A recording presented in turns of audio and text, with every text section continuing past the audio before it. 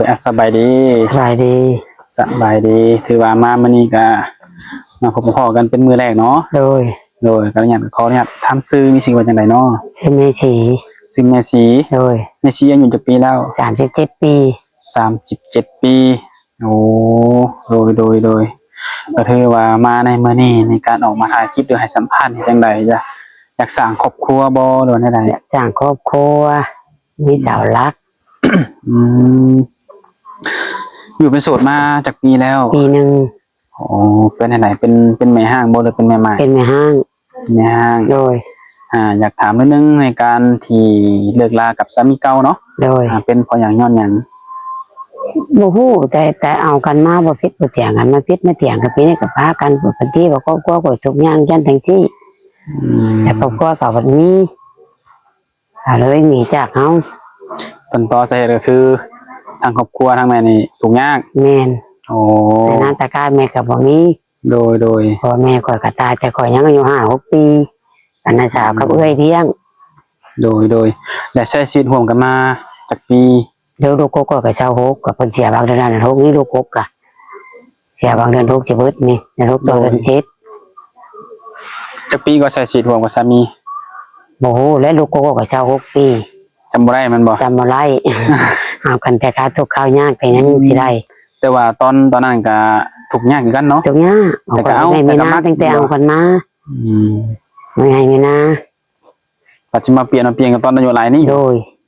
โอ้มาติดกันนี่ก็จากกันปีนี้โลดเพิ่นก็ตีว่าทุกข์มายากจังจังซี่ก็เด้อเพิ่นจากเฮาไปเพิ่นอยากไปก็เพิ่นไปแต่เพิ่นบ่เลี้ยงบ่เกลือเฮาก็อยู่ไปตามลำพังเฮานี่แหละเนาะอยู่กันไปก็จ้างระบายกินนี่แหละอยู่กันไปก็บ่มีความสุขเนาะแต่ว่าบ่มักมีความสุขเพิ่นบ่มักบ่ฮักเฮาเด้จ้ะเพิ่นอยากจากเฮาไปก็เรื่องของเพิ่นโดยทุกคนก็มีลูกนำกันชอบเป็นกัน2คนลูกที่ว่าอยู่นำแม่เบิดนำแม่เบิดแล้วลูกเพิ่นได้สร้างครอบครัวบ่ลูกยังแม่นบ่ยังเพิ่นตายลูกกกเพิ่นเป็นหยังคือว่าลูกไข่นานี่แหละเขาบ่มีเงินพาไปโรงหมดโรงหมอบ่มีเงินเป็นเงินตัวนี่ได้ลูกโอ้ด้วยความที่ว่าบ่มีเงินเนาะโดยลำบากก็ยากนี่แหละงานก็ได้เดือน2 เดือนเดียวนี่ก็เลยเฮ็ดงานได้2 เดือนโดยรับจ้างระบายละไมลำนากินมีบ่รับจ้างระบายละไมลำนานี่แหละลำนาก็มีบ่เอาเข้าบ่เจ้าเอาเข้าให้แต่ก็เอาเข้ากับลูกแต่ก็เงินมาสิหันเสียนี้น้ำมูค่าไฟก็3 เดือนน่ะไปเสียนี่โอ้แต่เขาจะมาปุ๊ดมาอะไรได้ยังบ่ฮู้ยังบ่ได้เสียซ้ำเดือนนึงหลายปานใดค่าไฟเดือนนึงก็40 ปลายพันพุ่นแหละต่อเดือนส่งชุด40ปลายโดยค่าทางคนเกียรติยัง300,000ก็จะได้เสียก็เสีย200,000โอ้เพิ่นเก็บเงินให้กันแล้วนี่เพิ่นตกอยู่ครอบครัวละ500,000แต่เพิ่นก็ว่าครอบครัวทุกยากเพิ่นเก็บเล็กน้อยเพิ่นปัญหาและเหตุการณ์เฮ็ดงานโดยมีผู้ห้องผู้หาได้จะประสาทมียิ่งหาเงินเนาะมันบ่คือผู้ชายได้เดือนนึงหลายปานใดโอ้ยเดือน4 ล้านเดือนนึง4 ล้านโดย4 ล้านก็เอาน้ำมันน้ำเผาแน่ของกี่รถน้ำเขาน้ำลูกน้ำหลานให้ขอไปน้ำเขาเราก็ขอน้ำเดือน200,000เพราะการน้ำมันมันก็ไปไกลขอเสียก็เดือน200,000ต่อเดือนโดยก็ถือว่าขี่น้ำกันก็ต้องเสียน้ำกันเนาะโดยขี่น้ำกันก็ต้องเสียน้ำกันโดยซื้อข้าวซื้อน้ำกินข้าวก็โลละ15,000ซื้อข้าวเป็นกิโลมาโอ้ยกิโลเดี๋ยวซื้อแต่ละ9 โล10 โลหรอกลูก2 คนปัจจุบันในอยู่ลูก2 คนโดยพ่อแม่นี่โอ้ยเสียแต่ก่อนยังเสียไปแล้วเนาะเสียแต่ยังน้อยพ่อแม่แต่ลูกผู้อยู่นั่นจากปี18แต่ว่ามีดูเหตุการณ์เหตุงานกับลำนากับแม่โอ้คนถือว่าโรงเรียนนี่บ่ได้เข้าแน่นอนเนาะบ่ได้เข้าแล้วบ่มีเงินมีคำเข้าโดยได้เข้าของโรงเรียนได้ลูกก่อนอันได้อยู่หนังสือนี่เป็นอยู่เนาะเป็นก่อยก็หาก่อยกระของยางเข้าตะกี้บ่มีโรงเรียนยางเข้าเขากาดหนองโกมก่อยก็ได้มันป.5ก็อ่านได้เขียนเป็นก่อนนะแต่ว่าเขียนชัดนี่บ่เป็นช่วงกว่าความเว้ากันนี่ไล่ก็มาหนังสือนี่ก็ไล่โดยอ่านอีนี่ไล่บ่ได้ของหนังสืออ่านได้โดยตัวลูกชายนี่เพิ่นบ่มีงานเฮ็ดบ่หรือเพิ่นบ่อยากเฮ็ดมีงานเฮ็ดอยากเฮ็ดแต่บ่มีรถขี่โอ้กันสิลาวรถมันก็บ่มีเงินเสียบัดนี้มันยังบ่แน่นอนเนาะบ่แน่นอนในเรือนนึง1 ล้านกว่าอะไรเท่า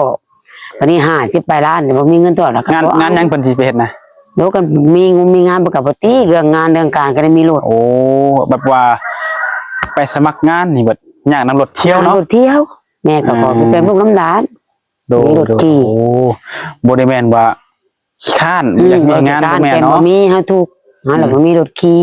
โดยโอ้โดยอ่ะ คันสิลาไปได้จะนำมากับพุทธใบยา อืม 2-3 เดือนกับพุทธใบยาแล้วก็หาเก็บผักเราไม่กินทานไปเกี่ยวข้าวน้ำเกี่ยวข้าวก็มาเกี่ยวรับจ้างคือเก่า โดย จ้างกินนี่แหละ แบบบ่มีบ่สั่งงานแบบว่ามีรถส่งบ่หรือไปกินดูน้ำเพิ่นนี่ มีรถทำชงฮะ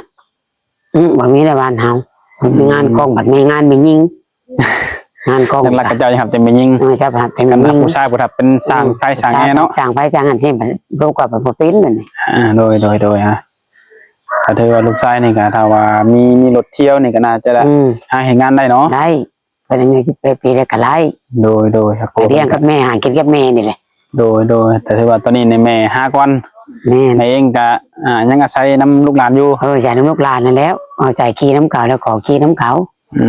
ม ทำแบบนี้ โดยแล้วบัดนี้ในการแม่ที่จะหาเนื้อคู่เนาะในมือนี้นะ แม่ คือแม่อายุ30ปลายปีเนาะ โดย37 ปี 37ปีแต่ถ้าว่าจะได้สามีนี่สิอายุหลายปานใด 60ลงมาอะไร 60ปีลงมาเนาะ โดย อืมคนไทยคนลาวคนต่างชาติ เดี๋ยวคนเดียวคนไทยทางต่างชาติคนแล้วก็ลาวเฮาเนี่ยครับผมมาเขามีลูกติดแล้วลาวเฮา แต่ว่าเพิ่นมักเพิ่นหับได้เด้ หาเพิ่นนับได้เพิ่นบ้านมาอยู่นำเฮาไล่เฮาก็หับไล่ อืม กันว่าให้แม่ไปอยู่นำแม่ก็ไปบ่ได้ปลาเฮือนปลาลูกแม่ดิ อืม แม่ก็ไปบ่ได้เฮือนแม่ลูกแม่แบบนี้ โดย เพิ่นหับลูกเฮาไล่บ่เลี้ยงลูกเฮาไล่นำบ่เฮาก็หับได้ โดย ไปมาๆนี่ก็ไล่ โดยทอรวมแล้วถ้าว่ามักหักกันเนาะ โดย อยากสร้างอยากสร้างนำกันนี่แม่นหลักๆก็คือต้องได้มาอยู่พี่เนาะ โดย สิเป็นหนุ่มฝั่งลาวเฮาเนาะ แม่ หนุ่มฝั่งไทยหรือว่าเฮ็ดงานอยู่ต่างประเทศก็ได้เนาะ ได้ ขอแต่ว่าเพิ่นนี่หับได้ แม่น ม แม่ก็บ่ทันพิเศษ โดยสมมุติว่าเรื่องเพิ่นทำได้แล้วทั้งแม่เนี่ยจะเป็นจะเลือกคนที่มาเป็นสามีให้นะต้องเลือกคนแบบไหน เดี๋ยวคนใจเย็นแน่นี่แหละคนบ่ให้คนบ่โวยวายนี่แม่ก็หับได้บ่กี่มากี่กานี่แหละ อืม คนใจช้ำเฮาแต่ปานจานค่อยนี่แหละ โดย ทำกันได้นี่แหละ เป็นคนมีเหตุมีผลเนาะ ขยาน โดยเป็นคนอารมณ์ที่แบบว่ามีเหตุมีผลเนาะ โดย เป็นคนบ่อารมณ์ร้อนเป็นคนบ่ใส่กำลังเนาะ แม่น อืม เฮายังบ่เคยจะคือยังบ่เคยบ้าเคยห่างยังยาน โดยบางทีการมาใส่คู่สีนของกันมันอาจจะมีข้อที่เฮ็ดให้เฮานี่คิดให้กันเนาะ แม่น ถ้าว่ามีแล้วก็บ่อยากให้ใส่กำลังเนาะ แม่น ให้สงบสติอารมณ์เนาะ โดย อะไรกันโดยโดยนี่แหละในคนเนาะในการที่จะเลือกเขาคนที่เขามาเป็นอีกภายในครอบครัวเฮาง่ายๆกันเนาะ โดย เดี๋ยวว่าจะได้เสาหลักครอบครัวแหละทุกคนเนาะคือปัจจุบันนี้ก็อยู่กับลูกชาย2คน แม่น ให้หน้าตาก้านี่คือบ่มีเนาะ บ่มีตั้งแต่มาแต่เกิดมา เพื่อนอยู่ทุกมื้อนี่ได้สักเป็นอะไร ก็อยู่เว้ยเพิ่นนั่งเพชรนี่แหละแต่มันบ่แล้วอยู่ไป โอ้ ที่แหละ ไปเพื่อนก็ ไปนั้นก็ แต่ก็ยังบ่ทันแล้วแต่ว่านอนได้อยู่เนาะ นอนได้อยู่ไรอยู่ โดยแบบก่อแล้วแต่บ่ทันโบกบ่ทันประตูยังใส่หมดบ่ ได้บ่ได้ประตูประจางก็แล้วบ่แล้ว โดยก็ถือว่าเพื่อนนั่นก็เพื่อนสร้างมาตั้งแต่กับคนเก่าบ่ จับผัวเก่านั่นแหละ โอ้โดย โบกนี่กันโบกแล้ว แต่มันเป็นเรือนแบบนี้ โดย เป็นเรือนที่แบบว่านั่งเพชร ก็ถือว่ากับคนเก่าเนี่ยคือขาดกัน ขาดกันแล้วปีหนึง เกินอย่างก็ฉีกไปทำท่านเรียบร้อย เรียบร้อยบ่มีเกี่ยวข้อง โดยเพราะว่าส่วนหลายหนุ่มๆเพิ่นก็อยากย่านในจุดนี้ย่านอย่างย่านพวกเก่ากลับมาย่านกลับมาพวกเก่า แม่น ส่วนหลายเนาะ แม่น แต่คือนี่คือฉีกแล้วก็คือจบเนาะ จบเดี๋ยวแล้วก็จบ โดยแล้วคนน้องก็เธอหมดห่วงในเรื่องการที่ว่าคนเก่าสิมาวนเวียนเนาะ แม่น โดยคือปัจจุบันนี้ก็ตื่นเช้ามาก็ต้องไปงานมันบ่ ไปงานไป7:00 7:30เข้าเวีย เรื่องเข่าได้จะซื้อเข่าแต่ละเดือนซื้อแบบใด เดี๋ยวชื่อเถื่อ9 โล 10 โลลูกของ2 คนกับลูก อ๋อ 10 โล20 โลก็เปิดสิเบิดนะ2 คน ยังว่าซื้อแบบเป็นสอบรถบ่ ไม่ เนาะ ชอบก็ชอบ700,000 50 โลน่ะ700,000 50 โล อันแต่ว่าได้ซื้อเข่าเปิด ได้ชื่อตลอดแล้ว มันนี่เปิดถ้าว่าซื้อเข่าถ้าเป็นสอบเปิดรายจ่ายมันสิบ่ได้ใช้เนาะ โอ้บ่ได้ใช่เลยลูกบ่จักเก็บมันเก็บนี่นี่แหละ โดยน้ำบ้านน้ำเมืองเนาะอยู่ น้ำมันน้ำเมืองอยู่บ้านน้ำเมืองเป็นเก็บมันเก็บนี่ได้เสียหันเสียนี่เนี่ย คือกระทั่งกับท่านได้แล้วแม่ว่ามีเงินเสียของหากระเฮ็ดงานกะลำนาก็พอได้กินแต่กับข้าวกับปากมื้อ1แสนนะกล้ากับมัน 2,000 มื้อนี้บ่มีข้าวนะก็ว่าเอาบ่มีเงินเอาข้าวเนาะก็เอาข้าว โดยโอ้โดย กับลูกมากิน ก็ถือว่าแต่ละมื้อเนี่ยต้องได้เอาแห้งไปแลก แห้ เนาะ งไปแรกเลยลูก ว่าสิได้เข้าหรือว่าได้อยู่ในกินสิเป็นหยังก็แล้วแต่เนาะ โดย ถ้าว่าเฮามีให้มีนายังว่าบ่ได้สิข้าวสิน้ำ บ่ เนาะ ได้ซื้อเขาวกับแม่มีนาเราเฮ็ดน้ำได้จากกับพอได้กิน ตั้งบ่มีตั้งแต่ ตั้งบ่มีนี่ได้พ่อแม่ขายปลา โอ้โดยอ่ะ พ่อแม่เพิ่นก็ขายปลาเด้ โดยถือว่าทุกมื้อนี่ก็ซื้อว่าสู้เนาะแม่เนาะ สู้เลยสู้แล้วกับลูก โดยปรับใดที่เฮายังมีเหือแห้งเนาะ แม่น มีกำลังครับต้องสู้ต่อไป แม่น บ่ดีบ่แน่บางทีในการที่เฮาออกมาคงอาจจะเจอคนที่ว่าหวังดีกับเฮาเนาะ แม่น คนจริงใจคนที่อยากมาสร้างมาสร้างกับเฮาก็มี โดย แต่ว่าจังใดขอให้คนที่เข้ามานี่ขอให้คนที่มีความจริงจังเนาะ โดย ที่ยังจริงใจและหักแพง โดย ทั้งแม่และลูกเนาะ แม่น แต่ในการที่ทางแม่ออกมาหาเนื้อคู่จังซี่นี่ทางลูกชายเพิ่นเห็นดีนำบ่ เห็นดี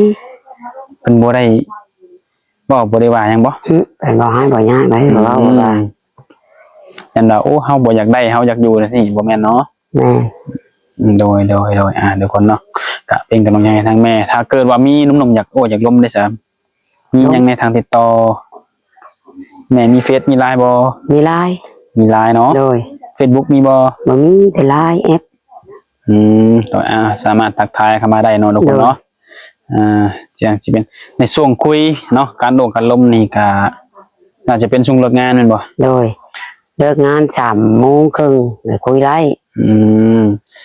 แต่ว่าหนังสือนี่แม่เป็นเบิดเนาะ เป็นมื้อหนังสือนี่เพราะว่าเฮ็ดงานบ่ก็บ่เห็นโทรศัพท์ก็เห็นโทรศัพท์เพิ่นก็ตัดเงินเพราะว่าพักกินข้าว30นาที11:00น30นาที11:30น30นาที12:00นมี3กะกินข้าวบ่ได้นะโทรศัพท์ แนวบ่เป็นพนักงานเพิ่นเนาะ โดยเขาบ่ได้ตามกฎเพิ่นรับจ้างกินน้ำเพิ่นได้จ้ะ โดยแม่น อันนี้โทรศัพท์เพิ่นก็ตัดเงิน แต่ว่าไปทำงานนี่ต้องซื้อกินเองบ่ ซื้อกินเองแล้ว โอ้ มื้อละ10,000กับข้าว มื้อละ 10,000 มื้อละ10,000ต่อมื้อ ก็เลยว่า กินตามงบซื้อตามงบเนาะ แม่น ว่าแล้วก็หนึ่งมาก็หาเงินก็หลายอย่างเนาะในการใช้จ่ายว่าซั่นซะเนาะ แม่น ตอนนี้ค่าไฟก็ยังบ่ทันได้จ่าย ถ้าได้จ่าย3 เดือน 3 เดือนแล้ว ตัดเมื่อไหร่เนี่ย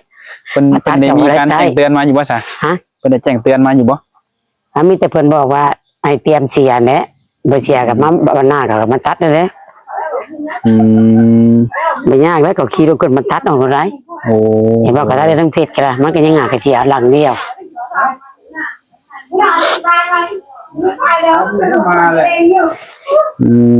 โดยสำหรับมื้อนี้เดี๋ยวเราก็คือมาถ่ายคลิป โดย แม่ยังก็ มีสิ แม่ชีเพิ่นก็อยากษาครอบครัวเนาะ โดย สำหรับผู้ใด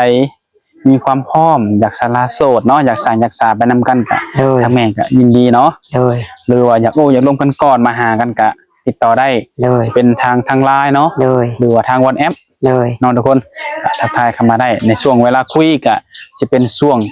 เวลานี้แหละเนาะเวลา3 โมง 4 โมงขึ้นไปเนาะ 4 โมงขึ้นไปได้คุยได้ตลอดแจ้ง โด ได้ ย มีปัญหาหยัง เราแจ้งสิมีแฮงไปเฮ็ดงานบ่กูแจ้งเนาะ คุยได้12 โมงไปก็คุยได้ โดยโอเคเนาะ ก็คุยได้ ตามนี้ได้คนเนาะ โดย ทางบริษัทเองก็สิบ่ว่าหยังหลายก็เอาสนิทก่อนมื้อหน้ามาได้เข้ามากับแม่เนาะ ขอบคุณขอบใจอยู่ดีแม่งเด้อผู้ที่มาอดหนุน โดย ผู้ที่มาโอ้มาโลมมาอะไร โดย